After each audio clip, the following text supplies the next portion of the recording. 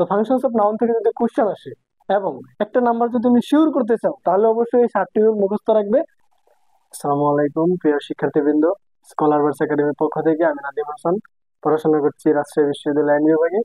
আজকে তোমাদের সামনে আলোচনা করব পার্টস অফ স্পিচের খুবই গুরুত্বপূর্ণ একটি টপিক নাউন নিয়ে, এবং নাউনের খুবই গুরুত্বপূর্ণ টপিক ফাংশনস অফ নাউন। অর্থাৎ নাউন সম্পর্কে যদি কোনো প্রশ্ন আসে তাহলে ফাংশনস থেকে খুব বেশি প্রশ্ন এসে থাকে, বিভিন্ন কম্পিটিটিভ এক্সামে বলো বা হচ্ছে তোমার ভার্সিটি অ্যাডমিশনে বলো, মোটামুটি ফাংশনস অফ নাউন থেকে তো একটা কোশ্চেন থাকে এবং খুবই গুরুত্বপূর্ণ টপিক। তো চলো শুরু করে যাক। তো আজকে আমরা আলোচনা করব পার্টস অফ স্পিচের খুবই গুরুত্বপূর্ণ একটি টপিক ফাংশনস অফ নাউন নিয়ে। তো চলো ফাংশনস অফ নাউন গুলো আমরা দেখে নিই। প্রথমটা হচ্ছে সাবজেক্ট হিসেবে এর ব্যবহার, সাবজেক্ট হিসেবে নাউনের ব্যবহার, এবং দ্বিতীয়ত হচ্ছে অবজেক্ট হিসেবে এর ব্যবহার। তো সাবজেক্ট এবং অবজেক্ট হিসেবে কিভাবে নাউনের ব্যবহার হয় একটা উদাহরণের মাধ্যমে আমরা ক্লিয়ার করতে পারবো। যেমন Messi plays football, Messi plays football, Messi plays football. তো সাবজেক্ট হিসেবে নাউন এবং অবজেক্ট হিসেবে নাউন আমরা বের করবো কিভাবে? এইটা বের করার সবচেয়ে ইজি টেকনিক হচ্ছে ভার্বকে কোশ্চেন করা। যখন তুমি ভার্বকে কোশ্চেন করবা কি অথবা কাকে দ্বারা, তখন তুমি অবজেক্ট পাবা। সেম ভার্বকে যখন তুমি কে অথবা কারা দ্বারা কোশ্চেন করবা তখন তুমি সাবজেক্ট পাবা। ঠিক আছে, তাহলে আমরা এখানে কোশ্চেন করি Messi plays football, Messi football খেলে। তো খেলার কাজটা কে করে? কে করে ফুটবল কে খেলে? মেসি খেলে। তো অবভিয়াসলি এই সেন্টেন্সে মেসি হচ্ছে সাবজেক্ট, এবং কি করে, কি খেলে? ফুটবল খেলে। তাহলে এই জায়গায় ফুটবল কি হবে? অবজেক্ট। অর্থাৎ আমরা ভার্বকে যখন কি বা কাকে দ্বারা কোশ্চেন করবো অবজেক্ট পাবো, এবং এই সেম ভার্বকে যখন কে বা কারা দ্বারা কোশ্চেন করবো তখন হচ্ছে আমরা সাবজেক্ট হবো। তাহলে এই জায়গায় সাবজেক্ট হিসেবে নাউন আসছে মেসি এবং অবজেক্ট হিসেবে নাউনটি আসছে ফুটবল। এ হচ্ছে, এরপরে আমরা দেখতে পাবো সাবজেক্ট হিসেবে অবজেক্ট হিসেবে আমরা এখন পড়লাম, এরপরে দেখবো কমপ্লিমেন্ট হিসেবে নাউনের ব্যবহার। তাহলে প্রথমে কমপ্লিমেন্ট। কমপ্লিমেন্ট অর্থ কি? কমপ্লিমেন্ট অর্থ হচ্ছে পরিপূরক। অর্থাৎ কিসের পরিপূরক? সেটা হতে পারে সাবজেক্টের অথবা হতে পারে অবজেক্টের।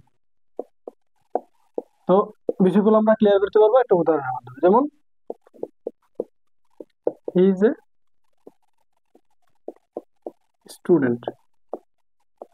তো এই জায়গায় এই যে হি হচ্ছে সাবজেক্ট, ঠিক আছে, এবং স্টুডেন্ট, এই যে সাবজেক্ট সে, হি যে স্টুডেন্টও সে, অর্থাৎ যেই সাবজেক্ট যেই হি সেই স্টুডেন্ট। তাহলে এটা কি হবে? যে সাবজেক্ট সেই স্টুডেন্ট, তাহলে এটা হবে সাবজেক্ট কমপ্লিমেন্ট। এবং আমরা যদি আরেকটা বিষয় লক্ষ্য করি, দে মেড মি ক্যাপ্টেন, ঠিক আছে। তো দে মেড মি ক্যাপ্টেন, তো এই জায়গায় অবজেক্ট কি? মি। এবং ক্যাপ্টেন কাকে বানাইছে?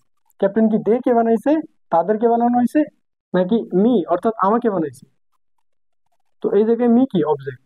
তো অবজেক্টকে যখন সে পরিপূরক হিসেবে ব্যবহার করতেছে তখন সেটা হয়ে যাচ্ছে অবজেক্ট কমপ্লিমেন্ট। তাহলে এই যে ক্যাপ্টেন হচ্ছে অবজেক্ট কমপ্লিমেন্ট, অর্থাৎ সাবজেক্ট কমপ্লিমেন্ট হচ্ছে যে হচ্ছে সাবজেক্টের পরিপূরক হিসেবে কাজ করে, যেমন যে হি সেই স্টুডেন্ট, এবং অবজেক্ট কমপ্লিমেন্ট হচ্ছে অবজেক্টের পরিপূরক হিসেবে যে কাজ করতেছে, অর্থাৎ যেই মি সেই ক্যাপ্টেন। এই জায়গায় হচ্ছে অবজেক্ট মি, তাকে ক্যাপ্টেন বানানো হয়েছে। তার মানে সাবজেক্ট কমপ্লিমেন্ট হচ্ছে সাবজেক্টের পরিপূরক, অবজেক্ট কমপ্লিমেন্ট অবজেক্টের পরিপূরক।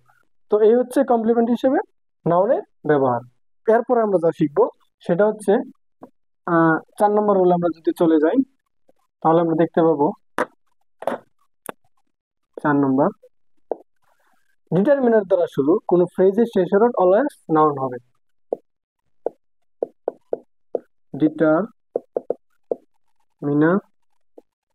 দিয়ে শুরু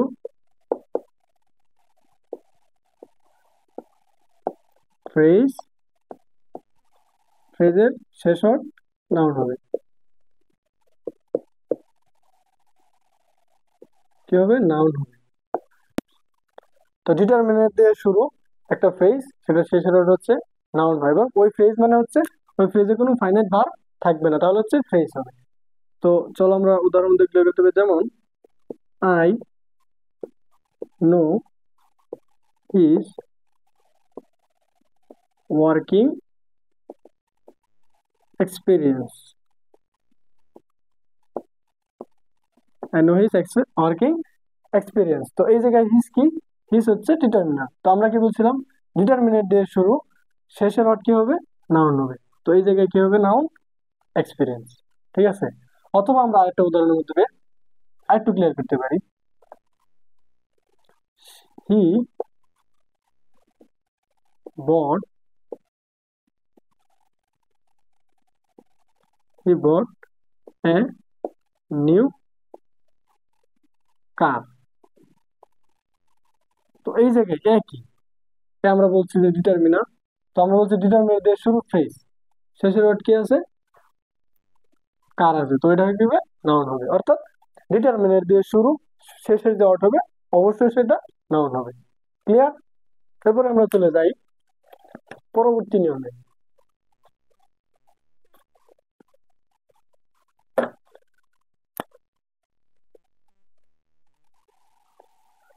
প্রিপোজিশনের পর অলওয়েজ কি হবে? নাউন হবে।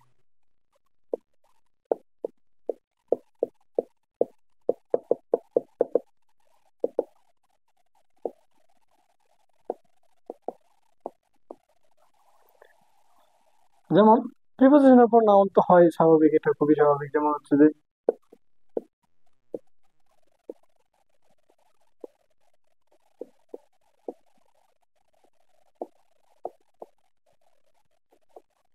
এরকম হতে পারে, বা হচ্ছে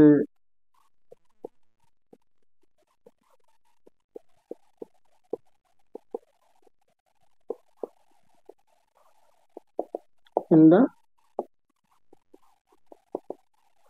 ফিল্ড। অর্থাৎ প্রিপোজিশন আছে, এরপর ওয়ার্ড কি হচ্ছে? নাউন হয়ে যাচ্ছে। তো প্রিপোজিশনের পর ওয়ার্ড অলওয়েজ নাউন হয়। এরপর আমরা দেখতে পারি এটা হচ্ছে যেকোনো প্লুরাল ওয়ার্ড সেন্টেন্সে থাকে সেটা আবার নাউন হবে। Plural word. আচ্ছা, এখন একটু কনফিউশন দূর করার জন্য আমরা আরেকটু দিয়ে করি। এন্ড কি?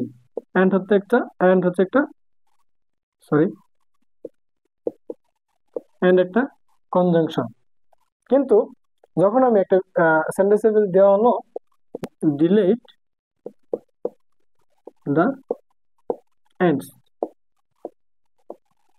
এই জায়গায় এন্ড, আমরা জানি এন্ড হচ্ছে কনজাংশন, কিন্তু এই জায়গায় এন্ড এন এর সাথে এস বসছে, প্লুরাল হয়ে গেছে। তো এখানে কি সে কনজাংশন আছে, বা তার পজিশন অনুযায়ী কি আমরা এই কনজাংশনকে বলতে পারি? কারণ সে কি আছে? প্রিপোজিশনের উপরে, সরি, সে ডিটারমিনারের শেষের ওয়ার্ড, এবং হচ্ছে কি তার সাথে এস আছে, অর্থাৎ এন্ড এন্ড প্লুরাল হয়ে গেছে।